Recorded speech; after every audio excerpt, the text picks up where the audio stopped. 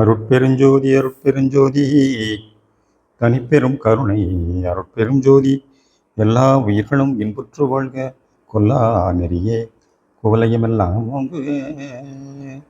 திருவருட்பிரகாச வல்ல பெருமான் மனித குலத்திற்கு வகுத்தளித்த சுத்த சன்மார்க்க நெறியினை தமது சொற்பொழிவுகள் மூலமாகவும் நூல்கள் மூலமாகவும் வெளியிட்டவர் தான் திண்டுக்கல் சுவாமி சரவணானந்தா அவர்கள் தயா விளக்கமாலை என்ற ஒரு பதியத்திற்கு உரை விளக்கமாக சொற்பொழிவாற்றியுள்ளார்கள். தயவு வாழ்வு 84. சொற்பொழிவாற்றிய நாள் 12/12/1982.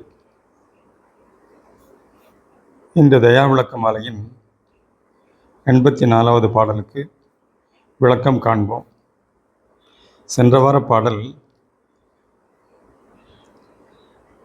பயன் பெறப்பார் குளப்பணியே என முடிவடைந்து இப்பாடல் பாரொடு வெண்ணும் என தொடங்கியுள்ளது. பாரொடு வெண்ணும் படைத்த வெம்பரனே பரவியே யுன்னையே துதற்கு சீரொடு என்னை சேர்ந்து கொண்டுள்ளே சிறக்குமித் திருச்செயல் அதனை நீரொடு கலந்த பாலினை பிரித்து உன் நீரணம் போல் விசாரத்தால் தாரொடு திகழும் நின்னையே எவரும் சார்ந்திடக் கொள்க இத்தாரே என்பது பாடல். சத்விசார பகுதியில் ஒவ்வொரு பாடலும் மிகவும் முக்கியமான சிறப்பான பாடலாகும். இப்பாடலில் நாம் ஏற்கனவே அறிந்துள்ள சில கருத்துக்களோடு புதிய கருத்துக்களையும் அறிவோம். இந்த பாட்டின் முதல் 2 வரிகளால் கடவுள் உண்மையை அறிந்து அடைவதற்கு சத்விசாரம் எவ்வளவு தேவை என்பதையும், சத்விசாரத்தால் நாம் ஒருமையோடும் தயவோடும் அகம் நோக்கி நிற்கும் தருணம் உணர்ந்து கொள்ளும் உண்மைகளெல்லாம் பரம்பொருளின் பெருமையும் கருணையும் எத்தகையது என்ற தன்மைகள் எல்லாம் திருவருளே இப்பாடல் வரிகளாக வெளியாக்கப்பட்டு உண்மையை நமக்கு காட்டிக் கொடுக்கின்றன. முதலில் இப்பிரபஞ்சம் எவ்வாறு தோன்றியது? இப்பிரபஞ்ச தோற்றத்தின் காரணம் என்ன? இவையெல்லாம் தோன்றாத போது எது இருந்தது எனில் எங்கனும் எவ்விடத்தும் இறையருள் ஒளியே நிறைந்து விளங்கிக் கொண்டிருந்தது.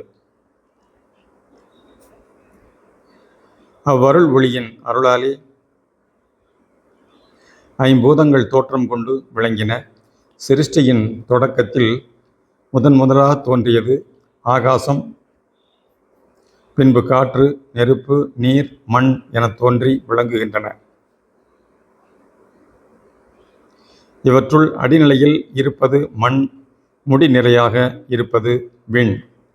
இவ்விரண்டிற்கும் இடையில் இருப்பது நீர், நெருப்பு, காற்று ஆகும். இம்மூன்றும் பக்குவ காலத்தே மனிதனில் நீர் சுத்த தேகம், நெருப்பு ஞான தேகம், காற்று பிரணவ தேகம் ஆக விளங்குவதாகும். ஐம்பூதங்களில் ஒன்றான மண்ணே நில உலகமாக, பூமியாக, பார் என விளங்குகின்றது. இம்மண்கூறு மனிதனில் மண்ணான தேகமாக விளங்குகின்றது. மேலும் விரிந்து விளங்கும் ஆகாயம் அகண்டமானது, அளவற்றது. ஆகாயமே மனிதனில் காயமாக, தேகமாக, புற உடலாக விளங்குகின்றது.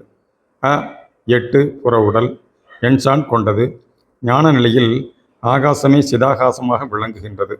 நீர், நெருப்பு, காற்று என்ற 3 நிலைகளும் மாறி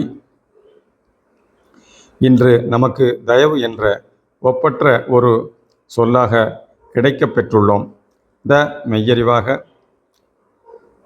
ஒளி நிலையாகவும், உயிர் உணர்வாகவும், உடல் உலகம் எனவும் விரிந்து செயல்படுகின்றது என்ற உண்மையை இன்று நாம் உணர்ந்து கொள்ளுகின்றோம்.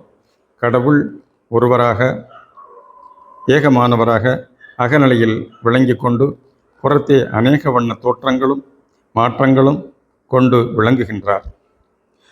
அணுதோறும் அருள் ஒளி வண்ணமாக உள் நின்று விளங்கினாலும் அந்த பரம்பொருளை நாம் எங்கேயும் காண முடிவதில்லை.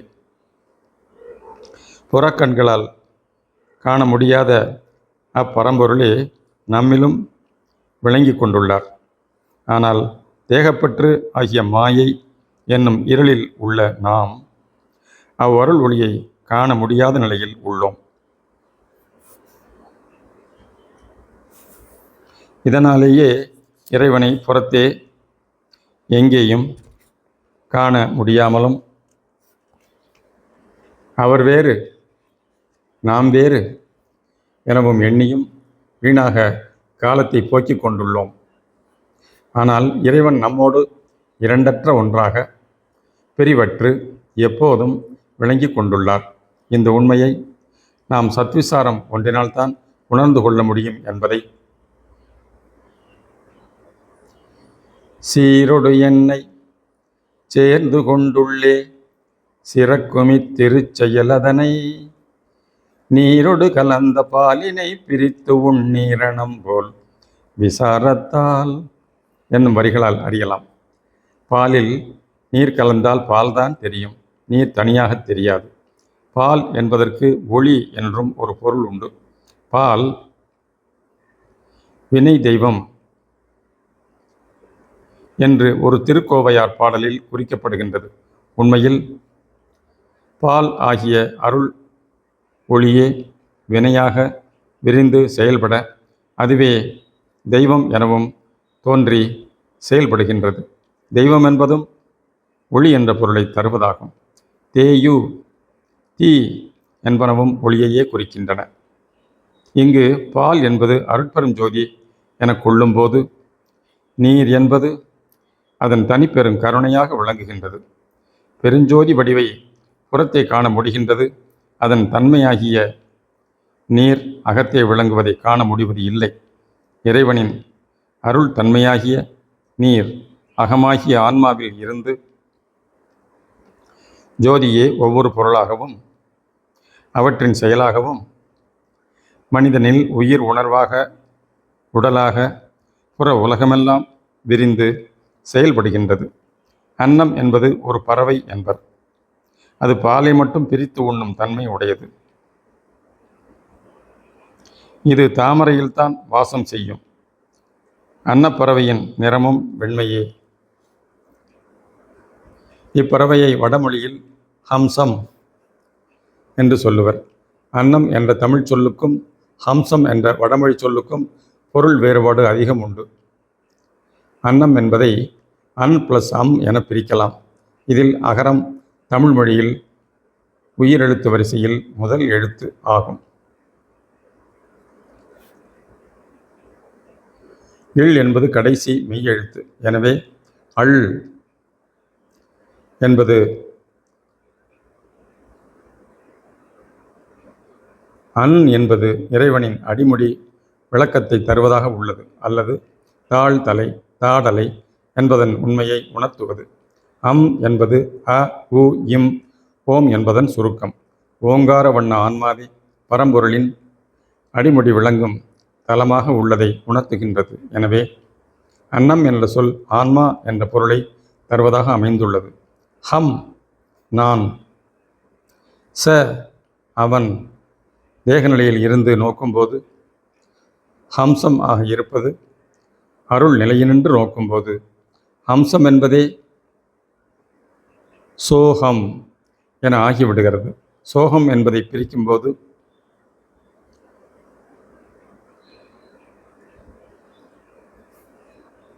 சக ஹம் ஆகிறது.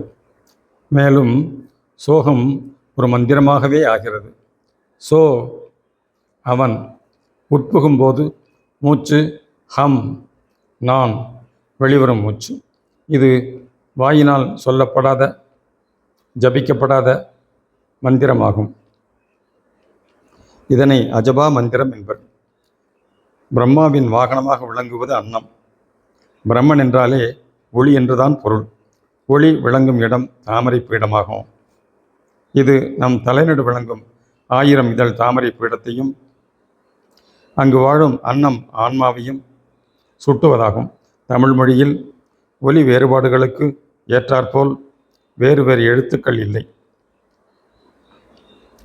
வடமொழியில் அவ்வாறு எழுத்துக்கள் உண்டு. ஆனால் தமிழ் மொழியில் முன்னால் வரும் எழுத்துக்களின் ஒலியையொட்டி பின்னால் வரும் எழுத்துக்களின் ஒலி இயல்பாகவே மாறி அமைந்து விடுகின்றது. உதாரணமாக, அருட்பெரும் ஜோதி என்பதை சோதி என்று எழுதினாலும் முன்னால் வரக்கூடிய இஞ்ச் உடன் சேர்ந்து ஜோதி என்றே உச்சரிக்கப்படுகின்றது. தமிழ் மொழியின் சிறப்பை விளக்குவதற்கே வடமொழி அவசியமாகிறது. எடுத்துக்காட்டாக, சத்திய ஞான சபை என்று ஏன் அமைந்துள்ளது? ஞானம் என்பது சாதாரணமாக அதிக அறிவு என்றுதான் பொருள். ஆனால் ஞானம் என்பது ஞான் ப்ளஸ் என பிரிந்து உயர்ந்த கருத்தை வழங்குவதாக உள்ளது. இக்காரணத்தால் தான் அறிவு ஆலயம் என்று பெயரிடாமல் சத்திய ஞான சபை என பெயரிடப் பெற்றது. பாலும் நீரும் போன்றது பார்ப்பான் சிநேகம் என்பது வள்ளல் வாக்கு. இங்கு பார்ப்பான் என்றது எந்த பிரிவை சார்ந்த மனிதரையும் குறிப்பது அல்ல.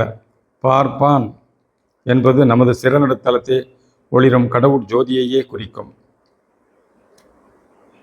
உள் ஒளிரி பரம்பொருளுக்கு உயிர் உடல் எல்லாமே தார் ஆக மாலையாக விளங்குகின்றது. இவ்வாறு விளங்கும் இறைவனை நாம் தேகப்பற்றோடு புறத்தே இருந்து சென்று அடைய எவ்வளவு முயற்சிகள் செய்தாலும் முடிவதில்லை. அவர் வேறாக இருப்பதாகவே உணர்கின்றோம். தேகப்பற்று தவிர்த்து நாம் ஒருமையோடு ஒருவனுடைய இடத்திருந்து தியானம் சத்திசார முடிவில் இறைவன் எப்போதும் நம்மோடு உடனாகவே இருந்து கொண்டு எல்லா செயல்களுக்கும் காரணமாக விளங்கி கொண்டும் நாமாகவும் அவராகவும் விளங்கும் தன்மையை உணர்கின்றோம். மேலும் புருவ நடுவிருந்து நாம் சிறநடு ஒளிர் அருள் ஒளியை பற்றி கொண்டால் அங்கு ஏகமாக இறைவன் விளங்கும் தன்மையை உணர்ந்து இன்புற முடிகின்றது. ஆனால் அவ்வின்பத்திலேயே மூழ்கி விடாது அந்நிலை நின்று அனகமாக விரிந்து வாழ வேண்டும். இப்பாடலின் எண் 84. இதனை 84 எனவும் 84 எனவும் சொல்லலாம். ஆனால் 4 என்னும்போது நம் உடல்நிலை உயிர்நிலையை கடந்து ஆன்ம நிலையில் குவிந்து ஒடுங்கி விடுகிறோம். 4 என்று சொல்லும்போது நாளுதல் என்றாலே விரிதல் தொங்குதல் என்ற பொருளாகும். எனவே நாளுதல் என்றால் ஆன்ம நிலையினின்று அனகமாக விரிந்து வாழும் செயல்படும் தன்மையை உணர்த்துகின்றது. இவ்வுண்மைகளையெல்லாம் உலக மக்கள் அனைவரும் அறிந்து அடைந்து இன்புற வேண்டும் என்பதற்காக தாரோடு திகழும் அருட்ஜோதிபதிக்கு இப்பாமாலையே தாராக அணிவிக்கப்படுகின்றது. இதனை தாரோடு திகழுந்தின் நின்னையே எவரும் சார்ந்திடக் கொள்க இத்தாரே என வேண்டப்படுகிறது. இப்பாடலில் கருத்துக்கள் அனைத்தும் எழில் மாலை என்ற தலைப்பில் எழுதப்பட்டுள்ளன. அந்தாதி முறையில் அமைந்துள்ள 100 பாடல்களில் சிலவற்றில் பொருத்தமாக அமைந்துள்ளன. தயாவிளக்க மாலைக்கு அடுத்து எழுதப்பட்ட எழில் மாலையின் முதல் பாடல் எது உண்மையான எழில் என்பதை தெளிவுபடுத்துகின்றது. எழிலென்பதெஞ்ஞான்றும் அழிவில்லாதிலங்கும் இறைவடிவாம் அன்புருவம் ஆகுமிது அல்லால் தொழிலாலே துவண்டொழி வந்து தொழிலாலே துவண்டொழியும் தோலுடம்பில் தோன்றும் சூதான அழகோடு சூழ் மாயாவனப்பும்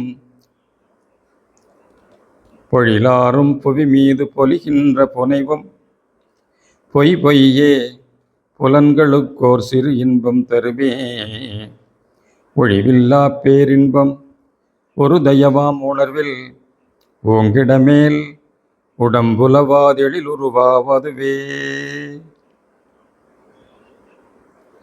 பேரின்பமாகிய தயா உணர்வினால் புற உடலும் அழியாத சுத்த சுகானந்த வடிவம் பெற்று விளங்குவதே உண்மையான எழில் என்பதை உணர்த்தப்படுகின்றோம். அடுத்த எழில் மாலை 48வது பாடலில் இவ்வுடல் கருங்காக்கையாகவும் இக்கருமையான காக்கையானது இறைவன் நமக்காக ஆன்ம மணி மேடையிலே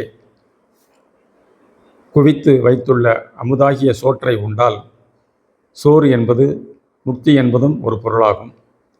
வெள்ளை அன்னமாயும் மாமேறு மலையை சார்ந்து பொன்னுருவம் பெற்றும் திகழ்ந்திடலாம் என்று விவரிக்கப்படுகிறது. களைவதற்கு ஆன பயனற்ற பற்றை கவ்வி களைத்து களைத்து இங்கு மங்கும் கறந்து பறந்து அலைந்து இளைவதற்கே ஆளானீர். இறைவர் நமக்காக எழிலாக குவித்துள்ள இன்னமுதச் சோற்றை விளைவதற்கு வித்தில்லா வியன் மதிமேடையிலே விருப்புடனே வந்து கண்டு உண்டு மகிழ்ந்திட்டால் வளைவதற்கு இசைந்த அந்த மாமேரு மேலே மன்னிடலாம் எக்காலும் பொன்னுருவத்தோடே. எழில் மாலை 49வது பாடலில் புற உலக கங்கையின் நீரில் கருங்காகமானது எத்தனை முறை மூழ்கினாலும் வெண்மை பெற்றிட முடியாது. தூய வெண்ணிற இதழ்களையுடைய தாமரையின் மீது விளங்கும் அன்னமாக மாறி வாழ்ந்திடுவது எப்படியெனில், மூளை நடு விளங்கும் கங்கையிலே மூழ்கி எழுங்கள் என்று அழைக்கப்படுகிறோம். 49. தோடுடைய தூய வெள்ளை தாமரையின் மீது துலங்கு மன்னத் தவள வண்ணத் தூய்மை அறிவீரோ. காடுடைய காசினி மேற்கங்கையிலே நித்தம் காலை மாலை மூழ்கினாலும் நும் கருப்பு வெள்ளை பீடுடைய பிரமான பெற்றிற் பெறலாமோ. பின்னடையாதெழுந்து வந்து பிரசமலர் பிறங்கும் மூடுடைய மூளை நடுக்கங்கையிலே மூழ்கி முன்னெழுவீர் ஆகில் இங்கே அன்னமதாவிரே. மூடுடைய மூளை நடுக்கங்கையிலே மூழ்கி முன் எழுவீர் ஆகிலிங்கே அன்னமதாவீரே. எழில் மாலை 50வது பாடலில் எத்தனையோ மகான்களும் ஞானியரும் அறியாத உண்மையை அறிந்து கொண்டு நீர் கலந்த பாலை பிரித்து உண்டு திரிதேக சித்தி நிலையுடன் வாழும் அன்னமாக வாழ்வதற்கு வந்திடுவீர் விரைந்து என்று அழைக்கப்படுகின்றோம். 50.